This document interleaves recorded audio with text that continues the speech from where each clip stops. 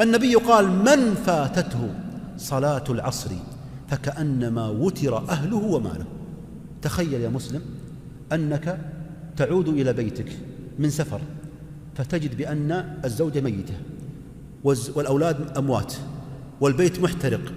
ما حجم هذه المصيبة على قلبك؟ ما حجم هذه المصيبة على قلبك؟ حجمها عظيم. تعود إلى بيتك والزوجة ميتة والأولاد أموات والبيت محترق، حجمها عظيم. صلاة العصر إذا فاتتك هي وقعها في قلب المؤمن أشد من هذه المصيبة.